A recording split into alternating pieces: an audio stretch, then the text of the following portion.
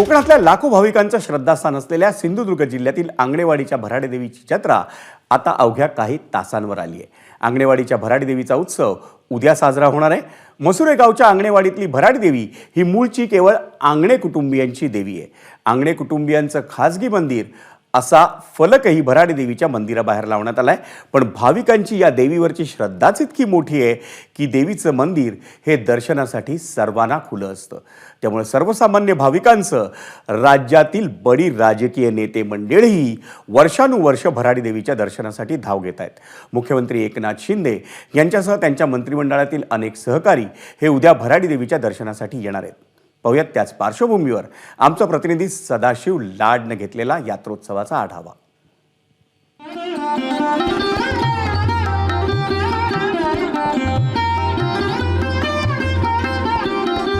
लाखो भाविकांचं श्रद्धास्थान असलेल्या आणि कोकणाची प्रतिपंढरपूर म्हणून ओळख असलेल्या आई भराडी देवीची यात्रा काही तासांवर येऊन ठेपलेली आहे। आणि आपण पाहत असाल तर मंदिर प्रशासनाने या ठिकाणी जय्यत तयारी जी केलेली आपल्याला पाहायला मिळते। आंगणे कुटुंबियांचं एक खाजगी मंदिर आहे आणि आंगणे कुटुंबियाने या यात्रोत्सवाची जोरदार तयारी जी आहे ती केलेली आपल्याला पाहायला मिळते। त्यासोबतच जिल्हा प्रशासनाने देखील या ठिकाणी जो पोलीस बंदोबस्त देखील ठेवलेला आपल्याला पाहायला मिळत आहे। यावर्षी राज्याचे मुख्यमंत्री एकनाथ शिंदे हे देखील आई भराडी देवीच्या दर्शनासाठी येणार आहेत आणि त्यांच्यासोबत अनेक मंत्री आणि नेते देखील या ठिकाणी येणार आहेत। त्यासोबतच मुंबईतील माजी नगरसेवक किंवा इतर मंडळी जी आहे राजकीय मंडळी ती सुद्धा आंगणेवाडीच्या भराडी देवीच्या दर्शनासाठी येणार आहे। आपण जर पाहिलं असेल तर मंदिर प्रशासनाने या ठिकाणी आकर्षक अशी विद्युत रोषणाई केलेली आपल्याला पाहायला मिळते। त्यामुळे एकंदरीत जर पाहिलं असेल तर मंदिर प्रशासन आणि जिल्हा प्रशासनाने या ठिकाणी आंगणेवाडीच्या भराडी देवीच्या